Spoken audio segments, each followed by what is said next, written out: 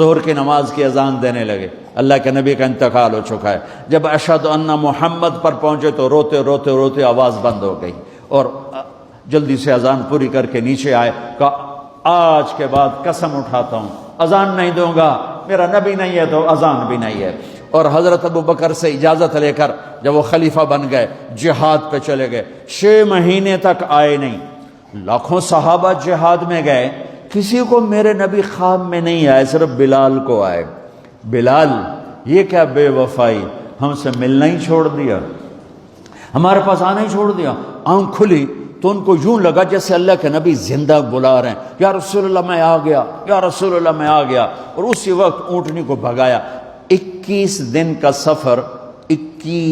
کا سفر 7 دن میں کیا، 7 دن صرف نماز اور پیشاب کے لیے اترتے تھے اور بھگاتے بھگاتے بھگاتے۔ 8ویں دن جب مدینے میں پہنچے تو آتے شور مچایا، یا رسول اللہ میں آ گیا، یا رسول اللہ میں آ گیا۔ ان کے ذہن سے نکل گیا کہ آپ تو دنیا سے جا چکے ہیں۔ جب مسجد کے قریب پہنچے تو پھر تڑپ اٹھے اور چیخنے لگے کہ آپ تو ہیں ہی نہیں۔ پھر گئے سیدھے قبر پہ جا کے یوں قبر کو لپٹ گئے، یا رسول اللہ میں تو آ گیا ہوں، آپ کہاں ہیں؟ یا رسول اللہ میں تو آ گیا ہوں، آپ کہاں ہیں؟ یا رسول اللہ میں تو آ گیا ہوں، آپ کہاں ہیں؟ بے قراری میں روئے جا رہے، میں تو آ گیا ہوں، آپ کہاں ہیں؟ میں تو آ گیا ہوں، آپ کہاں ہیں؟ نماز کا وقت داخل ہو گیا۔ کون سی نماز تھی اللہ ہی جانتا ہے، اور سب کو پتا تھا بلال نے قسم کھائی ہے کہ اذان نہیں دیں گے، لہذا کسی کو جرت نہیں ہو رہی کہ بلال سے کہیں آج اذان بلالی سنا دے۔ تو چند صحابہ کو خیال آیا کہ نبی کے نواسوں کو سفارشی بناتے ہیں، حسنین۔ آپ نے فرمایا میری آنکھوں کی ٹھنڈک حسن اور حسین، میرے جنت کے پھول حسن اور حسین۔ تو صحابہ آئے بچوں کے پاس، حسن حسین، کہ بچوں آج کسی کی نہیں چلے گی، تم بلال سے کہو اذان دے۔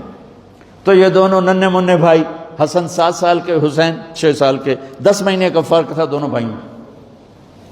چچا ایک درخواست، کہ میرے ماں باپ آپ پہ قربان، آپ درخواست کیوں کہہ رہے ہیں؟ آپ امر کریں، آپ حکم کریں۔ کہنے لگے جیسے آپ ہمارے نانا کے لیے اذان دیتے تھے آج ہمارے لیے دے دو۔ تو ایک دم وہ رونے لگے بلال، کہا ہائے میرے بچوں، میں نے قسم اٹھائی تھی کہ میں اللہ کے نبی کے بعد کبھی اذان نہیں دوں گا، لیکن تم پہ تو ہزاروں قسمیں قربان ہیں، میں اپنی قسم توڑتا ہوں اور اذان دیتا ہوں۔